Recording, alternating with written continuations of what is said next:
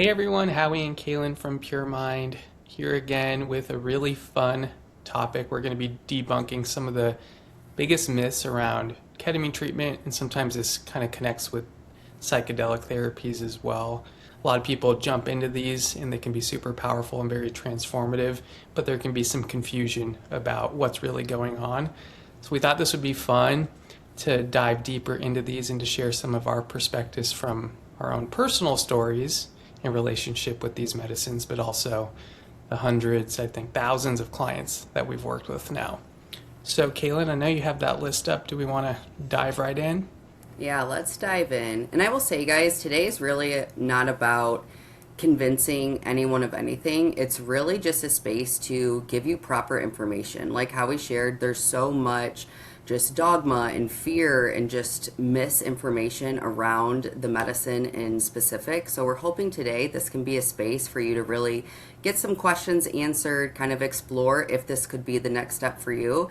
And if you listen to this and you feel like you're ready to take that next step, please visit the link underneath the video and we would be happy to invite you into our space. So today we're going to start with the first myth is that ketamine is the thing that actually heals you.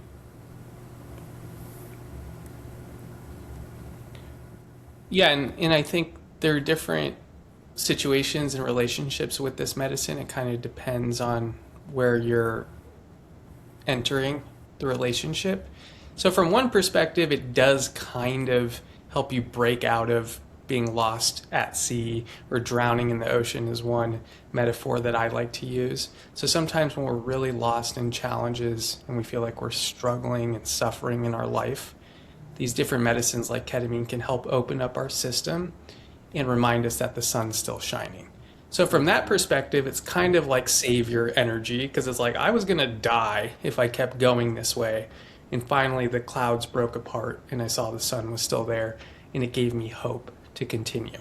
So from that perspective, it does kind of act like that. So I don't want to totally disregard that thought, but that's a phase. That's phase one of moving from drowning to being pulled out of the water and put on the lifeboat.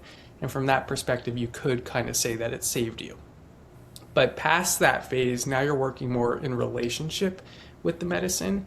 It's less about saving yourself from drowning in pure survival to how do I re enter the water with a greater skill set, with a different relationship with the waves, so that I can move through my life more gracefully. Because I can't change the ocean, I can't change the fact that I decided to come here to be in the water. So, how do I re enter more gracefully? So, short term phase, yes, it's kind of a savior from that perspective.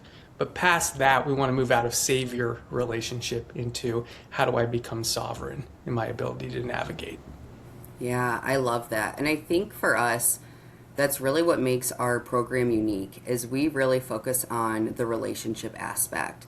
And I think ketamine does really support you in becoming more available, right? A lot of people are drawn to this medicine because it does create that sense of heightened neuroplasticity in the brain, right? So you start creating these new pathways and kind of start accessing these parts of self that weren't really there. You kind of get out of that survival pattern or just kind of like that subconscious like programming that's running on default, but it's still the integration that's going to really create the thing and really determine whether you actually live what gets unveiled during these sessions. So yes, the medicine can open these doors and give the body an opportunity to tap in and experience something different and to open up what's possible, but you still have to consciously choose to walk through the door every single day. So does ketamine actually heal you? Not in the sense that a lot of us think it does, but it really does become almost like a really strong catalyst or ally to really support you in your journey. So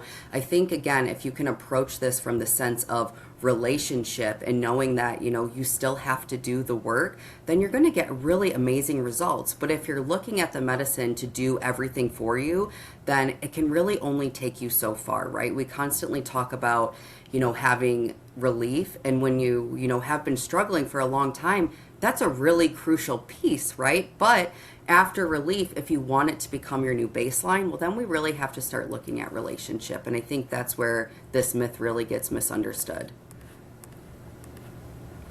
Let's go to the next one. Exactly. Please complete. Myth two, the stronger the journey, the better the healing. Woo, this is a good one. I mean, strong experiences with the medicine can be very healing, but I think it makes things really binary when it's like, oh, if I had this really mystical experience, somehow that's right. And if it was a dud or felt like nothing, somehow that's wrong. And I think the medicine works in mysterious ways. There's a lot we don't understand about it. But if we kind of relate it to life, it's like you don't always get what you want in life, right? You might really want the mystical experience because it's beautiful and it feels expansive. Amazing. Sometimes you get that. And sometimes you get the opposite of what you want, and you have an opportunity to sit with the frustration and disappointment that that brings up. So I think it's working at multiple levels, and if we can maintain a more open mind and open heart towards the experiences and say, this is perfect whether I like it or not, whether it's aligned with my preferences or not, it becomes a lot more relatable to your day to day experience. So, hey, if I can be cool with the session that's really expansive and I can be cool with the session that maybe feels like nothing, now I'm actually more in the rhythm of how life works. Yeah, I love that. And I think too, and we've done a previous training around this, how a lot of people think healing is connected to intensity, right? If it doesn't feel intense, if it doesn't feel like I blasted off or had visions or left my body, then it's not working. And truly, more isn't always better, right? We need to be in a healthy space where, yes, we kind of untangle and unplug from our normal identity, ways of thinking, behaviors. But if it's not in this place that still supports healthy integration, then really you're just chasing peak experiences and it's more of an escapism, right? So it's like there kind of is this sweet spot. And we don't know why sometimes we have these profound sessions and why sometimes they're a little bit more quiet, but we can trust that the medicine is intelligent, that our body is intelligent, and that we're always provided with what we need to get to that next level. Sometimes, like a gentle session can really be that thing that completely reorganizes your nervous system to presence, to safety, to I don't have to constantly be in an intense state to be worthy or to be here, right? That can be profoundly healing. So I think too, with psychedelics, there is this misunderstanding that, intensity is equal to how effective the treatment is. And the beautiful thing about it is, even if you experience nothing, right? You could be sitting in pure darkness, pure silence. You are still receiving therapeutic benefits that are happening behind the scenes or maybe just not in your conscious awareness yet, right? We say this over and over again, but it's really about learning to speak a different language. And sometimes our body that's constantly been in this state of hypervigilance doesn't need something that comes in and intensifies a nervous system that already has its foot on the gas, right? That's not going to be what's healing. So if you can really come into these sessions or even just approaching the program with an open mind, an open heart, right? No expectations, no attachments on how you believe it needs to be or what it should look like, you typically receive so much more from the medicine than really being in the state of, oh my gosh, I want to disassociate more. I want the visuals. I want to, like, you know what I mean? And not that those things don't happen organically, but when you're chasing that and really judging how effective your treatment is contingent on that, you miss so much more of the beautiful undertone of what this medicine can really offer. And I think so many people really miss this piece. Exactly. And just to add one thing to that, I think what most of us want at a foundational level is to feel safe in our life in general. 100%. And so sometimes, like again, coming from the perspective of struggling every day, we associate that safety with feeling better, which is Yeah. intelligent from that perspective. Because if you're struggling every day, you're not in balance. Like that's not balanced to be experiencing mainly darkness in your life. So of course we lean towards wanting light. But once we actually hit a balance of like, okay, I have some easy days, I have some challenging days, I have some expansive emotions, I have some contractive emotions. That's actually the balance that I feel deeper down we're looking to attain. Because if Yeah. we had it easy all the time, that might be nice for a little while because you feel like you get a break from your suffering, but eventually that gets boring. You want a challenge. You just want to know that a challenge is met with some ease as well, that you get a break and it's not just pure intensity all the time. So Yeah. I think, let's say we have a really expansive experience and it's like I had this divine connection. Beautiful. That, let's say that's the flow part. And then Yeah. you have the ebb, because we're learning how to stay safe and meet life with more spaciousness. So in order to do that, to not abandon ourselves in life, we have to be able to sit through the contraction as well without needing to escape. So sometimes the medicine, when we've achieved more of that balance, is like, all right, now let's sit with some of the contraction. You can do that with the medicine or you can do it without the medicine. But Yeah. sometimes it's like, I'm not feeling good, so I should go do a session. And then you go into the session and you notice nothing changes. You still feel the Hmm. same way. Because now's the time where the rubber meets the road. Now's the time where you learn to stay with the part that you don't prefer. So you can Mm. actually start developing your capacity to stay present in your life. And that's where the real thing happens. Because I notice for myself, I don't feel happy all the time. Like I have my emotions are like the waves, right? They're changing. It's like high tide, low tide. But what's strengthened within my system is I don't abandon myself nearly as much if I'm experiencing something that's outside of my emotional preference. Yeah. And same thing with mental preference, right? I'm just not so enmeshed with those things. So creating that spaciousness. So if we can understand that and we have a ketamine session that's, maybe we feel anxious during it, or maybe we feel nothing during it. How do I actually include that in the experience? Yeah, I love that and everything you said. And it's just reminding me of something I support my clients with when they are in that space where, oh, I was anxious or I felt nothing. It's what if you approached your sessions as if everything was happening on purpose? Every piece of it, whether it was intense, anxious, whether you're revisiting some emotions, if it's all on purpose, then what is it showing me? What is it teaching me? What is it revealing to me? And that way you can kind of take out this lens of preference or good or bad and really just expand your capacity to meet what's here, right? What's being asked to be felt, to be witnessed, right? And I think that is one of the biggest gifts that this medicine can offer you, right? The capacity and safety in your body to meet whatever life throws at you. And I know for me, that has been the biggest thing that this medicine has given me, a larger capacity to meet myself, my emotions, and life. And when you do that in your sessions, that is the thing that creates that bridge in your day-to-day life when you're triggered or activated, where you don't go to numb, you don't go to suppress, you don't go into reaction, right? You can have that minute of pause and like, it's okay, I don't have to leave myself, right? That is more healing than seeing an angel during your session. You know what I mean? But most people, again, are chasing that peak state or that visual state, that they miss kind of like the underlying emotional and mental shifts that are really happening, because it doesn't feel intense, right? It feels more subtle, and it's something that I think naturally begins to unfold as you walk this path.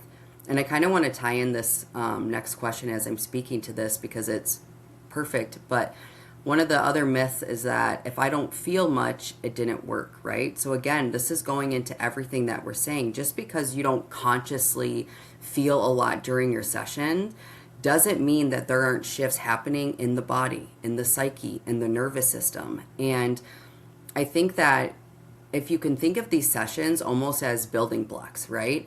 Each one is going to compound and build on itself one after another to create these new ways of being, behaving, relating in the world. So even if you don't notice some big aha or profound shift, know that like each block is getting put in place so that it becomes something that just feels effortless and easy. And one day you're like, oh wow, I just noticed that this thing that was really activating for me isn't having that same response in my body, right? Healing doesn't have to be loud, right? Just because you don't feel a lot or didn't have some profound download doesn't mean that the medicine isn't working, right? So again, it's about relationship, it's about longevity, it's knowing that this isn't a quick fix, but more about relationship.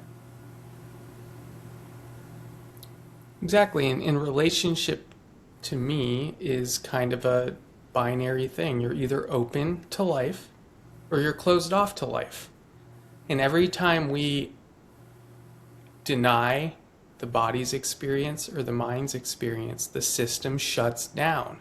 Yeah. So if the body's feeling anxiety, and from the perspective of our conscious awareness, we say anxiety is wrong, we're basically telling the body to shut up with its Yeah. expression. And so the body shuts down because no one no one likes to be criticized or told what to do, including your body and your mind. Versus body, I see you. You are allowed to express. I, as the conscious awareness, the observer, don't have to obey the body. Like the body might be feeling anxious. That doesn't have to decide what you do. But why do we have to mess with the experience of the body? The mind might have catastrophizing thoughts or be doing scarcity math. Okay, great. Thank you for the information. I still get to decide. So the more the mind and the body are allowed to express, and then more as conscious awareness, you maintain your free will to decide based on the information. Now you're not enmeshed or overly identified with the body or the mind. Yeah. And one thing that I find to be really helpful with this is by saying, I have a body, I have a mind. Who is the I saying that, right? If you have a body, then who the heck are you?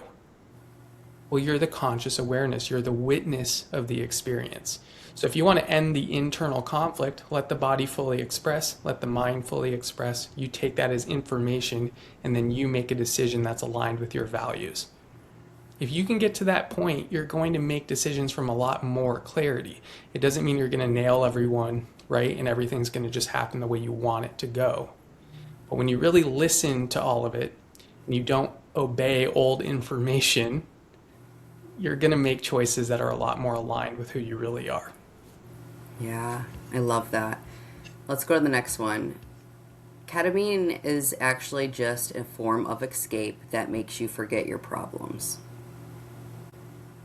Yeah, well, I mean, in a way, that's true. Because in the beginning, when we're just hyper focused on our problems, and every day is an experience that sucks because it's not aligned with our preference, yeah, it does help you escape that in the sense of it's reminding you of possibility. It's Yeah. giving you more of the vision back in your life. But that's a balancing act. Because if you're totally locked into a dark perspective, then you become cynical, you become angry, you become resentful over your experience. So you're only seeing your experience through a filter of darkness, which isn't the full experience. It's dark and light. What tends to happen, and I know, Kaylin, we talked about this the other day, is sometimes when we start opening up to the light perspectives, more of the vision and possibility, we start to hate on the dark perspectives.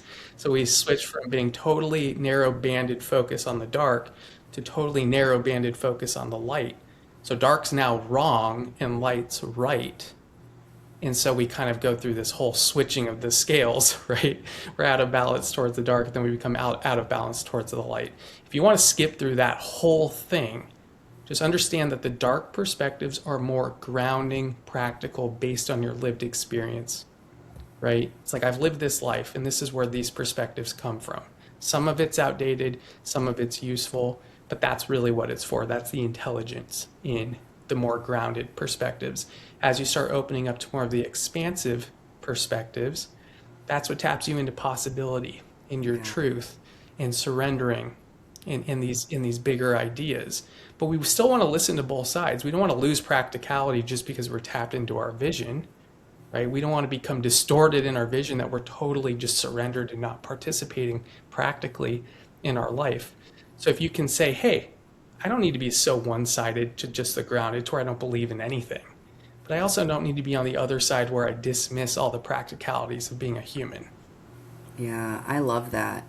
And I think for me too, like, I think this is probably one of the biggest misconceptions, right? And not to say that everyone does this perfectly, right? Because I think it's very contingent on, your radical responsibility, who you're being, your relationship with the medicine, right? So there are different variables that can really kind of add up to if you are using it for escape or if you're using it for therapeutic purposes.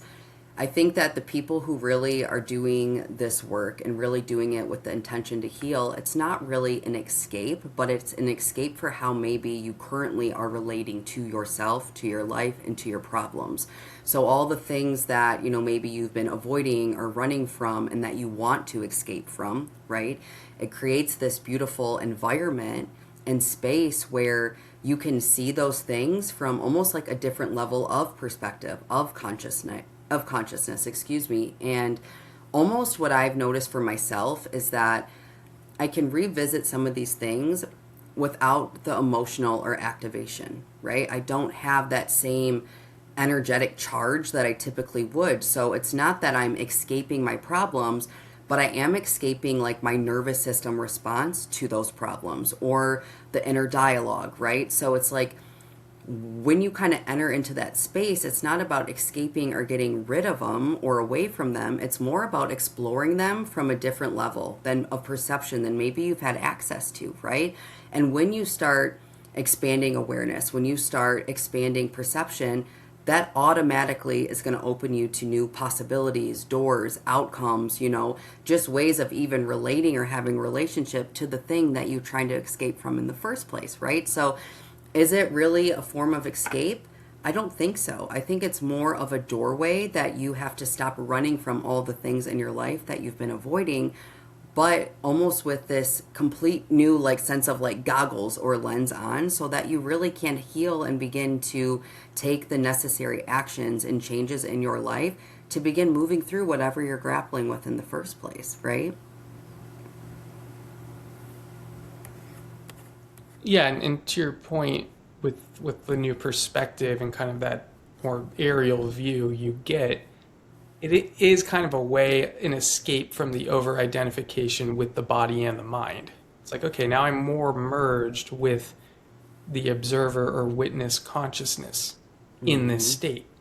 So, oh, I can see the patterns, right, that are playing out. As an example, it's like, oh, I can see how in my relationship I'm kind of showing up like a jerk, right, from this perspective. And it's like, Yeah. great, you see the pattern. That would be the aerial light side of things. And then the grounded dark side asks, okay, now what are you going to practically do about it?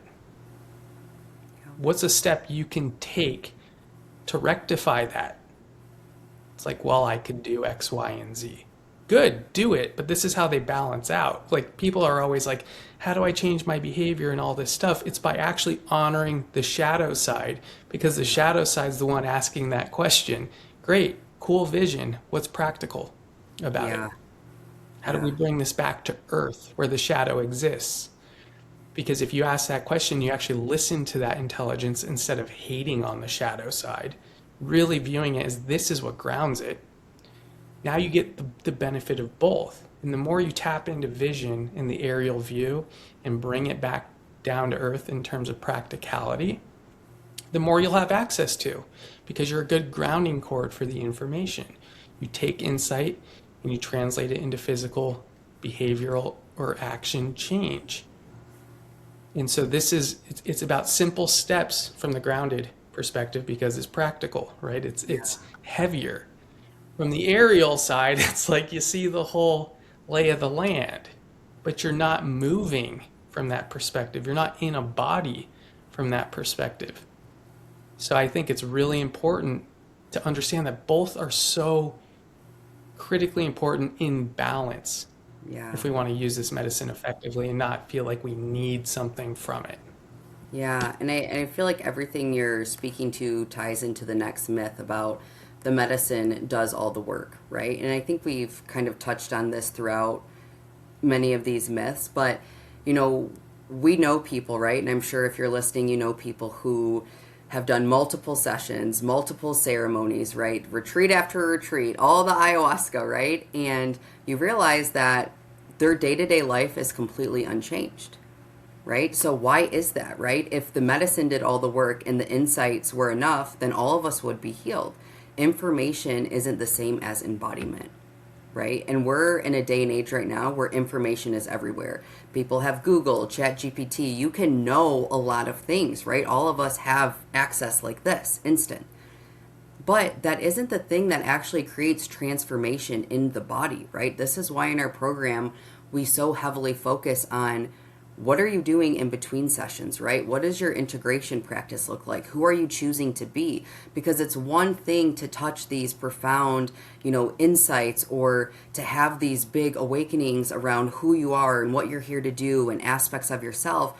And it's a completely different level of personal responsibility to actually walk that path and live it, right? And that's the difference in collecting experiences and really becoming changed, right? Really becoming someone who's transformed. So, like we said, the medicine can be really great of opening doors, expanding perspective, opening you up to new possibilities. But if you're still choosing to be the same person to try to meet those things, then life is only going to take you so far, or the medicine is only going to take you so far, right? So it really is about cultivating a deep state of relationship with the medicine, and also knowing that the profound shifts aren't happening in the session. They're happening in those small micro moments in between sessions in your regular waking window of who you're choosing to be, right? That's really where change gets to happen. That's where you teach the body and the nervous system, or even your identity, some evidence and buy-in that, hey, this beautiful idea or perspective that I have is safe and it feels good to me. And the more that you actually do that, the more that those pathways and insights and ahas that you touch become you, instead of actually just being an idea or something that's percolating in the mind, right? There's a huge difference. Exactly. And I think, obviously in the ketamine session, like when are tapped into more of that expansive dissociated state, we see our parts more clearly. Like I Mm-hmm. said before, we see the body, we see the emotions, we see the mind, we see the thoughts. But we're like kind of over here witnessing it, and that's a lot more obvious in that state. Yeah. So it's like, how do I hold this spaciousness in my day to day to where my body's still allowed to have its experience, my mind's still allowed to have its experience, and I'm still allowed to choose? None of those things have to, you know, take over the direction of where the car is going. And so this is where I think a lot of this stuff gets confusing between agency and surrender. It's like, what's surrendering? What has agency? It's like the body, when it's fully allowed to express, doesn't express from its distorted perspective. So, for example, and Caitlin and I were talking about this, anger is intelligence in the body in its pure form, about establishing boundaries in your life. When someone crosses a boundary, you feel anger. So it's saying, hey, we need to establish a boundary here. When we don't allow the body to express that intelligence, that anger gets pressurized and it turns into resentment or rage. So it becomes this amplified version of it. And so it all starts with allowing your body to express cleanly without you suppressing it, so that it doesn't turn into its overpressurized, distorted version of itself, and you can actually get the clean signal. So when everything's allowed, which is the first step, body's allowed to feel, you can actually get the clean intelligence that your body's trying to give you. And Yes. sometimes it might be a little outdated, right? It's working on old intelligence based on your past, and it says thank you for sharing that, but we're in a new environment now. So that's not as relevant to where we are. And sometimes it's like, I really do need to set that boundary because you're right. Like, I'm not honoring the system, right? This boundary is being crossed, and I need to listen to that. So it's just about not shutting it down so it can't express, and then you deciding, is this intelligence relevant to where I am right now? And Yeah. this is so important because so many of us were in this binary thing of shutting everything down that we've decided is wrong, like anger, sadness, shame, guilt. And every time we do that, we don't actually get the intelligence that's trying to help us in our Yes. journey. So acceptance of the full experience is the first thing to remove the distortion. Then you get the clear signal, and then you get to decide. So this is how we kind of work it backwards. But again, from the ketamine perspective, where you see things clearly in that spaciousness, that's an opportunity for you to land that spaciousness into your day-to-day life so that you're less reactive and more responsive and have a higher degree of responsibility. I love that. That's perfect. Let's go to the next one. Myth 7, one experience will completely heal me. Yeah, I mean, this is an interesting one. I think the definition around healing, obviously, people are going to view that in a lot of different ways. So it depends on your definition of healing. Also, one experience, I mean, there can be really big experiences that can really shift the way you relate to your life, which is amazing. So that's definitely possible. But in terms of probability, it's going to be smaller changes compounding over time. Yeah. And sometimes when we go through this like all or nothing, like I have to change my whole life in one session, it can just add more pressure to the system, like I was just talking about, which creates Exactly. more distortion in your experience. So the more it's like, hey, we don't have to do this perfectly, body. You don't have to feel any certain way. Like I'm not trying to micromanage that mind. I'm not trying to micromanage your thoughts. I'm just going to take in the intelligence. I'm going to decide what's relevant and I'm going to act from there. If you can do that in a relaxed way, not like you're trying to nail life 10 out of 10, but like, okay, I'd like to make decisions from more clarity. I Yeah. think that's the best way to do it in a healthy way where there's really low pressure so you can actually get the clear signal, not these really amplified, distorted versions. Yeah, I love that. And I know we talked about it in a previous training too, like demything what the healing journey even is, right? Because a lot of people do think it's going to be this linear process and one day you just arrive somewhere and you're completely healed and I'm never going to be triggered again and life's perfect. And that's not really how it works, right? And I think when you approach especially something like ketamine therapy with all this pressure that, if I'm not healed by one session or 6 sessions or 10 sessions, well, then it didn't work. You're really missing again that space of cultivating a deeper sense of relationship, one with yourself and your own body, but also the medicine, right? And what we know is that like healing is layered, it's cyclical, right? There's going to be seasons where things feel kind of stable and they feel good and you're living life and you feel like you're in a summer. And then life's going to kind of throw you a curveball and it's going to feel more like a fall or a winter. But what we do know is that life is constantly going to invite us into growth, right? And it's not about, trying to get this perfected version of self or of your life. But I think real healing is more about expanding capacity to meet all of it, to embrace the full spectrum of what it means to be alive. And I think that when you can come into these rooms and spaces and treatments with that in mind, that it's not about being perfect or it's not about never being triggered again, but really just increasing my own capacity of aliveness, then there's always going to be that deeper level of healing for you to access, or even of your own self-expression or of potential, right? Because healing is never going to be done, right? All of us are going to be healing and evolving and growing the whole time that we're here inhabiting this human experience. So again, I know we've beat this nail on the head, but it's more about changing your relationship to the healing journey and to yourself. And I think it gets to be way more fun and way more relaxed when there isn't this heavy pressure on you to get to this certain place or to be this certain way. And I think too that can also create a lot of resistance from you actually meeting life where it's at, right? Because maybe the medicine of that season is learning how to be in surrender. How do you handle life when things aren't your preference and life isn't going your way? Sometimes that is the medicine, right? That's expanding a whole different level of capacity and self leadership. And sometimes it's going to look different, but none of it's right, none of it's wrong, none of it's better, none of it's worse.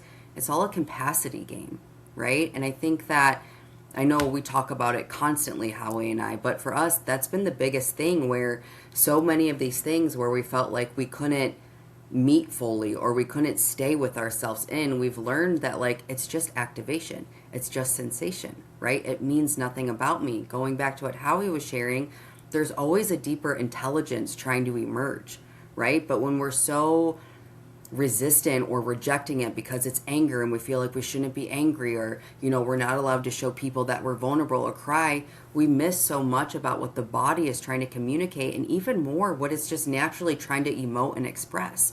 So much of why people feel unhappy, depressed, unfulfilled in their lives, or don't feel like they can touch what they want, is because they don't allow the body to fully be expressed.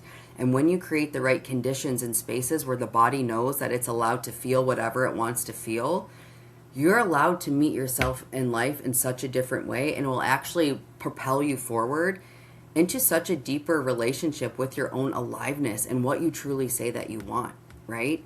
So I think this part is just so important that, know that this isn't going to be a linear path, that it isn't going to be something that's a quick fix. And if you can approach it that way, then there's going to be something so beautiful and magical waiting on the other side for you. I really believe that. And the definition of healing evolves, obviously, because Yeah. like from the perspective of struggling every day, healing might look like feeling better, right? Yeah. And it's like, great, that is a form of healing at that phase. Then you reach a state of balance, and then maybe you start chasing the light, which a lot of us like to do from that perspective. We start chasing the light because we did feel better. And then we find ourselves out of balance towards the light. And maybe healing from that perspective is coming back to the darkness, right? Rebalancing yourself in the other direction. And then you reach a point where it's like, okay, light and dark, like those don't mean anything about me, like you mentioned. Same thing with thoughts, right? So whether it's sensations in the body, emotions, or thoughts, it doesn't have anything to do with what I decide. Yeah. So if it doesn't have to decide for me, it's not hijacking my decision or taking my free will to decide or respond, then maybe that's the next iteration of healing. It's like I have agency, I'm still in charge, my body's allowed to feel, my mind's allowed to think, I'm allowed to listen, I don't have to obey. And then from that point, I think finding safety is a big part of this, because if you can feel safe in the present moment, no matter what life serves up for dinner, you're not abandoning the meal, then other things open. And that's like personally what I'm exploring now. It's like I'll have things that still trigger me, and maybe I get a little hijacked by that trigger and I'm more reactive. Great. It's an opportunity for me to bring reflection and more spaciousness into my life. It's not I'm broken and need to be fixed. It's like, no, it's just evolution and growth and opportunity. Like, how exciting. Do you really want to nail healing in 1 week? Like, what are you going to do with the rest of your life? Like, what, like, you want to hit a finish line? It's like, all right, cool, now I can just have fun. Like, it doesn't work that way, right? Like, everyone wants to get to the point where they retire. Then they retire and they're like, God, I wish I still had something to care about. Yeah. So, just interesting, like getting to enjoy the process. Like you don't have to do it perfectly, but I think we all have the intention of like we want to be the best version of ourselves, and I think that's a good, healthy intention. But not to be neurotic about it and view it's about never making a mistake. I love it. The next myth is that you have to relive all your trauma. I will say I really love this question because, or myth, I think this is what makes psychedelic or ketamine therapy so unique, is that it's not like traditional talk therapy, right? Where we have to sit and talk about what happened over and over again and kind of relive and kind of hatch the same thing. And I'm sure some of you probably are in those spaces or have done those things, and you're probably not making much progress, right?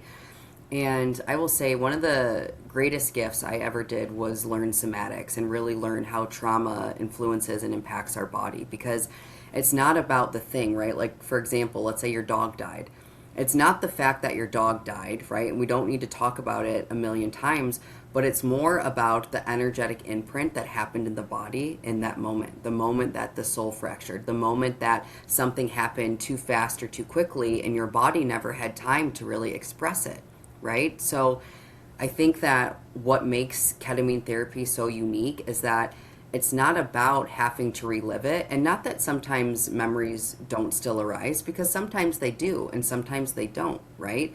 But real healing isn't about having to recall and remember every detail. It's more about creating enough safety in the body for it to kind of emote and go through that energetic imprint or that sensation that's trapped within your nervous system, right? Really giving the body time to kind of complete that loop so that it doesn't keep popping up in triggers and activations in your day-to-day life, right? So I think that the cool thing about this is sometimes, we'll be in a sessions and maybe you notice you just start crying. and you don't know why you're crying, but finally your body felt enough and enough safety where it could finally exhale. And there's tears. Maybe you notice sometimes during your session, your body kind of starts twitching or kind of starts moving in different ways. That's all energy that's been trapped in the body that finally has an outlet to be expressed. So I think for so many people who have done traditional therapy or a lot of talk therapy, that they realized that this was the thing that was missing, because they didn't need to know more about their problems or why they were feeling the way they did. They needed enough capacity and safety to actually feel what they've been avoiding, and that's what makes this so unique. So yeah, you don't have to relive all the trauma, but you can create enough safety in the body to finally feel everything that you've been running from. That's healing. That's powerful, right?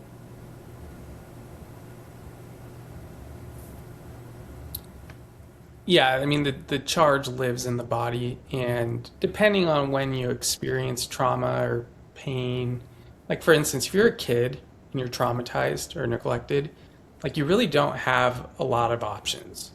You basically have to dissociate because you can't stay present inside of intensity when you have no way of discharging. Like Yeah. it'll literally fry your system. So we learn dissociation as intelligence to stay alive. And that's why when we talk about like victimhood, and a lot of times people are like, don't play the victim, blah, blah, blah. I'm like, well, you were a victim at one point in your life. So, like, that's not just some made up thing in your head. Right. Like, you were a victim, but you didn't have agency. You didn't have the ability to discharge or to allow your body to fully express because there wasn't external safety. So, when you're under the rule of your parents or you're in a narcissistic relationship or whatever it is, and you really feel threatened, like, I would die, right, if I let this process play out. If you really believe that, then it's intelligent to actually dissociate from that perspective. But as you gain more agency, like for example, you're no longer a kid, you have free will, you have fight or flight, you can run, fight, or hide, you have choices. Now, the relationship with the body and allowing that full expression, to Kaylin's point, is what allows the energy to actually move and be processed, because you're allowed to create enough internal safety because you're not really worried about whether or not you're going to die anymore. So we bring the safety back so that the body can express. Where I think talking about it's helpful is it does kind of open up part of your system, because if we're afraid to talk about something, it's like the system's closed from the top down. Like we can't even speak about it. We open our voice about it, it does start to open the system, but like, still in the head type of deal. But our body's still not open. And the challenge with just talking about it in some of the way talk therapy works is you keep energizing the story. So you keep energizing the victimhood as if you don't have agency today, which you do. You didn't then, so it was true then, but you're not the same person now. So how do you actually invite enough safety for that energy to move? And to like having to go through all your trauma. I'll give you an example. I was doing a meditation and I felt in my system that it needed a good cry. Like I have a certain feeling that I get when I know I need to cry. And there wasn't like a reason, I just felt it in my system. And so I did a meditation to help kind of open my system up to that particular frequency. And then I had like a little movie play in my head about this kid that was like abandoned. And it wasn't me. It didn't look like me. It was like a kid with blonde hair. But I felt so bad for this little kid.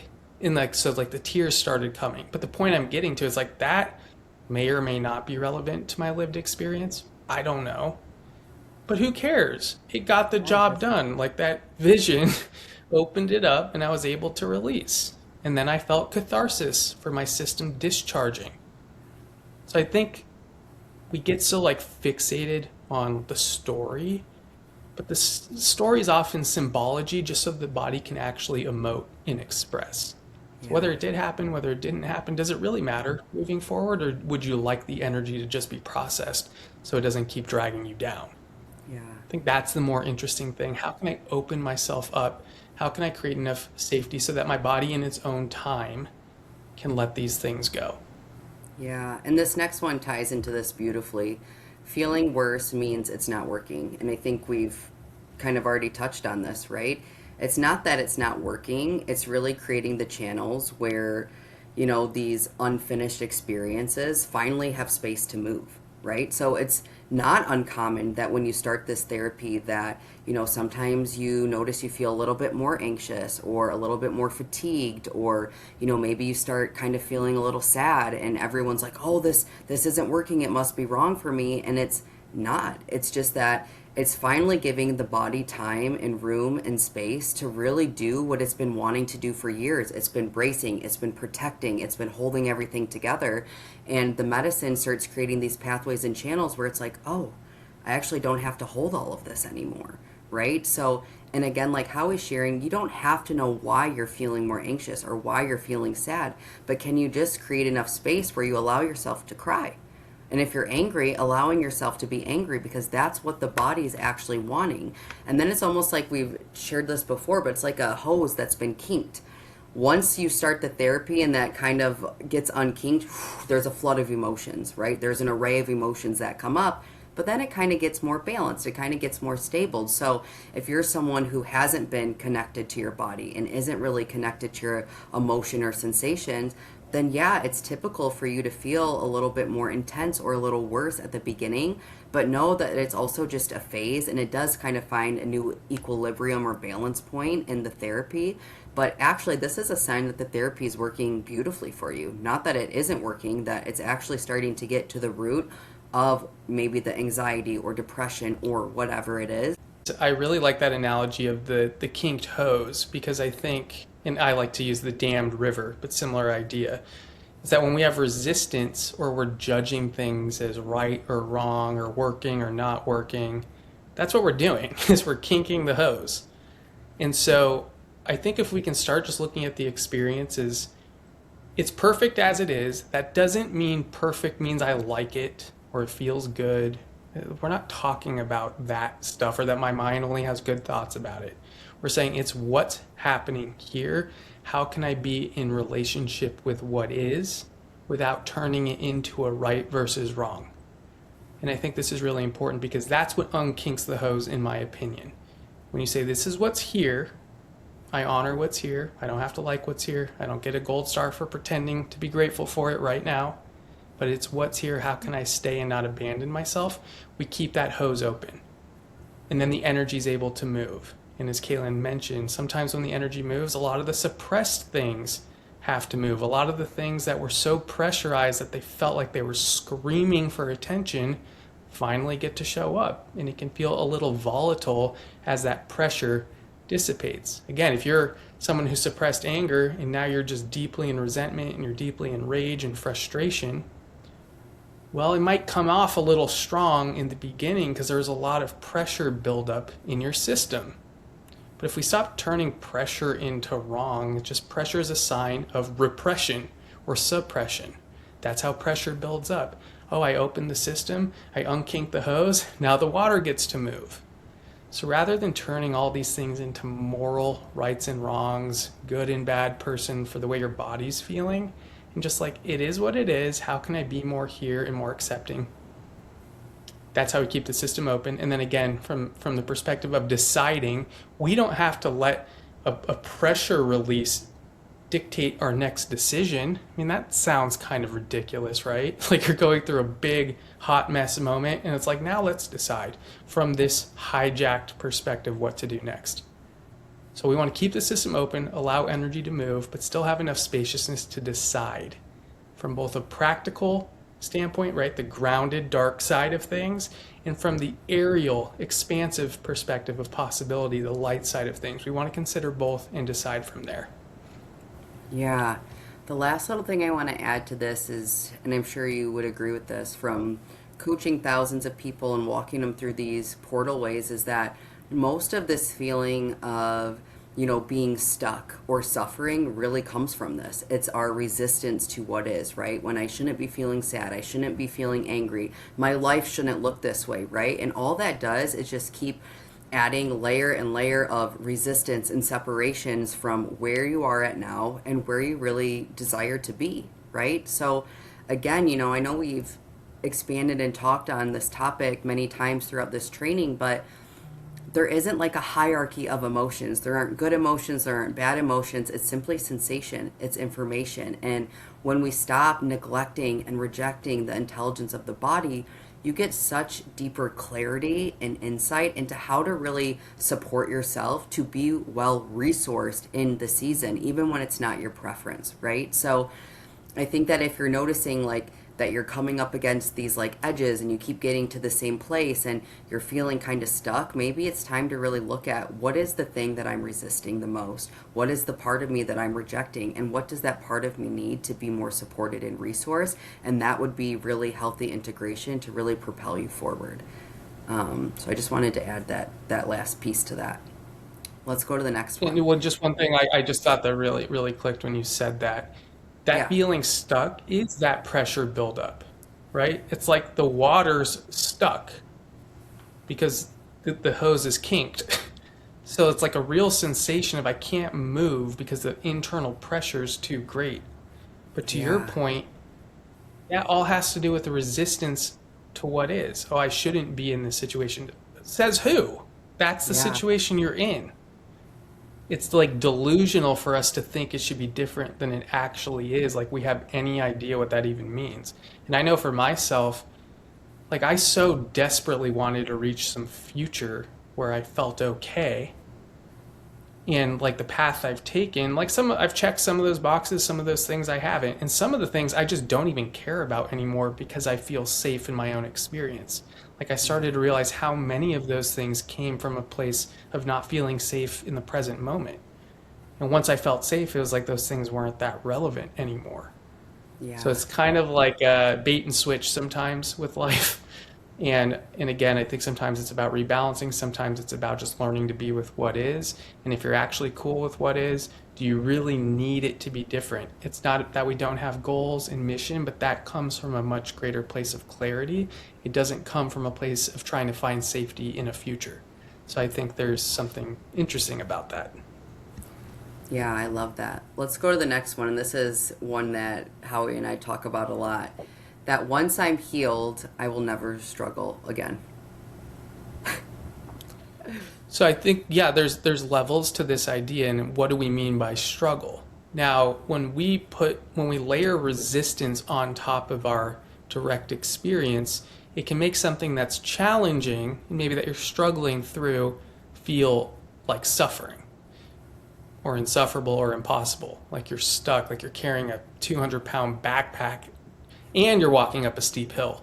So it's like good luck, like you're not going to be able to do that. So I think a lot of what we're really referring to is we don't want to resist life. Because challenges can be fun if there's not all this extra baggage that you're carrying around.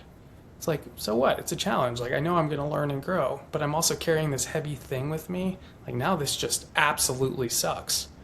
So Yeah. I think when we can get into greater acceptance of our body's experience, our mind's experience, we drop a lot of the resistance to what is. And then the suffering diminishes a lot. So, in the way I would define suffering, which is resistance. Yeah. So, struggle a little different because struggle could just be challenges. Yeah, sometimes you're going to be tested. Yeah, sometimes you're just going to absolutely hate it. That's okay, right? That's part of what we accept. But do I have to layer that into now this moment's wrong? Yeah. I love that. And again, I know we've said this many times, but healing isn't about like never being angry or never being triggered or always being high vibe. Like, that's not really what healing is about. It's more about expanding and changing your relationship to whatever you're experiencing, right? And I think true healing is when you learn that, oh, I can move through this a little bit quicker than I used to. I'm trusting myself more.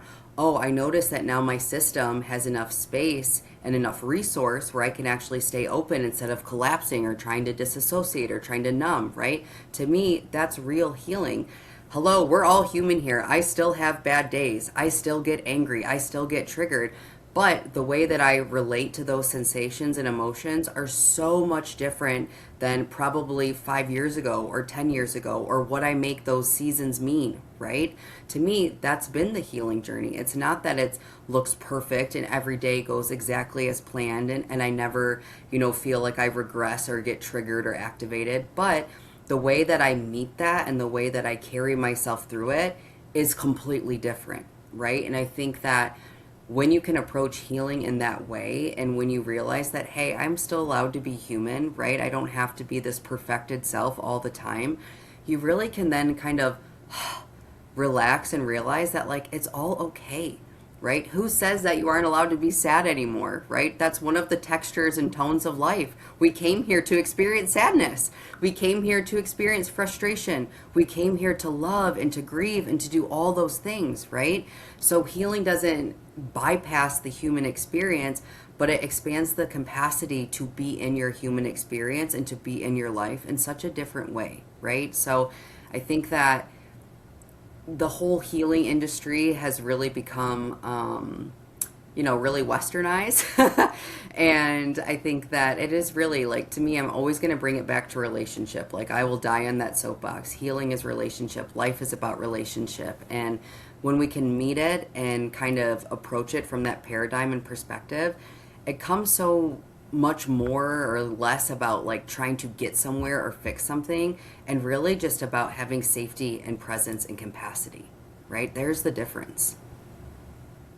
And to your point, like with the relationship and moving down the layers, like, so a lot of us are starting from this binary: feeling angry is bad, feeling happy is good, right? So we're up here, like that layer is totally rejecting a whole half of experience. Like all these contractive emotions are quote unquote bad. Then we get in the process of, okay, how do I accept my body's experience? So I'm trying to get to a point where I'm not judging contraction as bad, just as information, or expansive is good. It's all just information. It's all just balance. But when you really get into the foundation of it, and I love that Kaylin says this, it's all encoded with information. And when this information is not expressed, it raises in amplitude. The pressure increases because it's crying for attention. It's crying for expression. So once everything's allowed, you strip down all the distortion into the clear signal. So even like a word like anger, which has a lot of baggage, right? Like a lot of us, because we've dealt with angry people that have projected it onto us, etc., we view it as bad. But what if angry was redefined as setting boundaries? Your boundary setter. Is there so much baggage with that word? No. So if I was actually in touch with my boundary setter and listened to it, it wouldn't turn into resentment and rage, the distorted expression of it.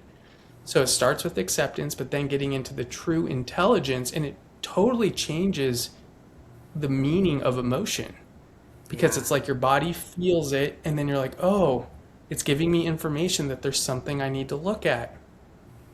Perfect. Like, thank you. Take it or leave it, right? At that point, you can decide what you want to do with it, but you let it share the intelligence. And so I think it's just, if we want to reduce suffering, can we reduce the distortion by making the full expression okay? And then can we get into the true intelligence of what each emotion's actually trying to provide us with? And it's kind of like if you're on a little council and you listen to your dark side, right? That's your more practical side, human side.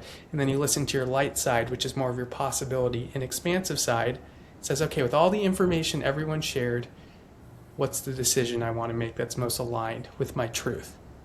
If you started doing that, you're going to navigate life in a much more interesting way and have a relationship with your emotions where you actually find them helpful versus something that's good or bad.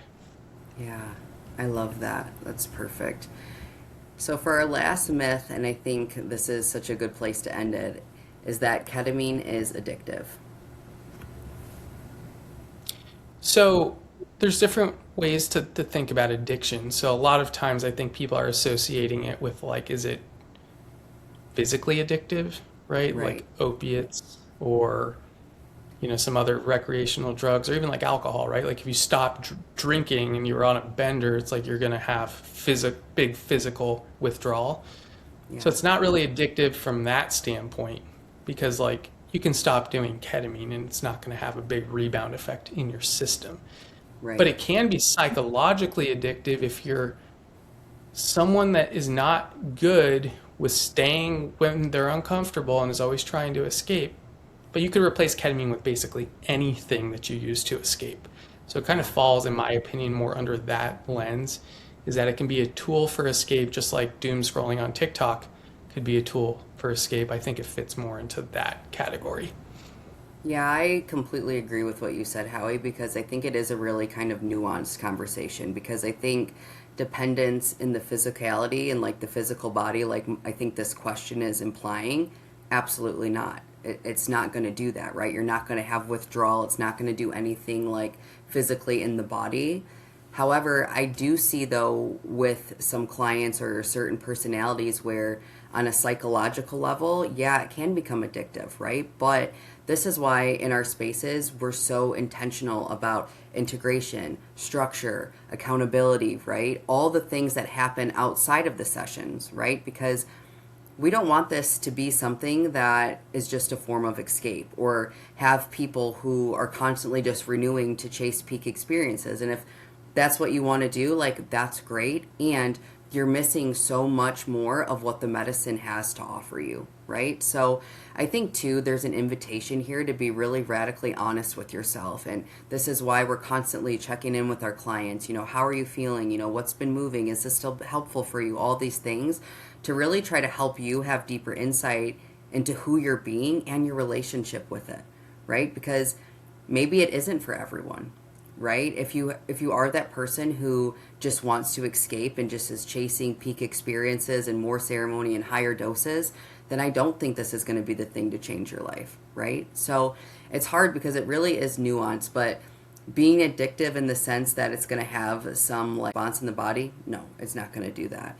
However, you know, if you are someone who notice you do have more of an addictive personality or is kind of looking for that kind of quick hit of dopamine and escape, well, then I would really invite you to make sure that you have proper support, community, right? And just structure around these sessions to really kind of keep yourself in check, right? And that's what we're here to do, is to help support you in that.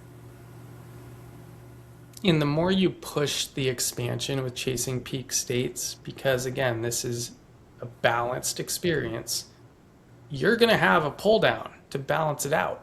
Like that's just the Yeah. way it works. So if you're coming from the perspective of I am getting crushed by life, well, your expansion is going to actually bring you to balance, right? Yeah. So it's like from that perspective, expansion's healthy for you because it's bringing you back to homeostasis within your system. But if you're balanced and you keep chasing peak states, it's like now you're coming up here and the balance point's here, and life's going to try and yank your Yeah. butt back down, get you back tethered to earth. And we see this happen, right? So it's like you might think you're getting ahead, but you're not really. So taking your time with it, it's like, cool, I can have a peak state, but like this needs to be balanced out with me actually doing this in my own sober energy, me actually taking the time and the intention to really anchor these things in my life. Not perfectly, but honestly, I care about my life. I care about the people in it. I care about evolving and progressing. Fantastic. So prove it, right? Like do the other things. And I found in my own experience in relationship with the medicine, the more committed I am to staying with what's here, to showing up consistently over time, when I do go back to the medicine, there's actually fruit there waiting for me because I'm spending time tending to the garden. I'm Yeah. not just going back for fruit every day. It's like there's nothing here, dude. You picked it all last week. And so sometimes when we have that addictive personality, well, I need more. I need more. I need a higher dose. And eventually it's like you get humbled pretty Yeah. hard. And that's just what And I've seen. It's not punishment, it's bringing you back to balance. 100%. And I think too, there's a difference in, you know, approaching this as being someone who's constantly chasing peak states and approaching it as someone who's trying to create a life that they don't have to escape from, right? There's a huge difference, right? Psychedelics aren't magic, right? Ketamine isn't magic, but the beauty and the magic and the possibility is becoming the type of person and creating the life that, you know, you don't have to run away from, and that you want to be present in, and that you feel safe in, and that you feel alive in, right? So if the only time that you feel good is during your sessions and that's the only thing that you're looking forward to, like maybe the balance point is like a little out of kilt and we need to bring it down a little bit, right? To me, this therapy, psychedelics aren't supposed to be something that, you know, completely change your life, right? Like it's not supposed to be like this is the magic thing, this is the cure, but it's supposed to be a catalyst and a tool and an ally that help like change the tone of your experience. Right? There's a huge difference when you think about it that way, right? It's not a quick fix, but it is really something that can really expand your capacity to really live differently and to be a different person within your life, right? And I think that's the whole goal here. Right, your baseline is the first thing that has to shift, and this just when you're saying this came through. Your baseline has to shift in the life you already live first. Yeah. Like everyone wants their life to change to shift their baseline. Well, when I have all this crap, then my baseline will shift.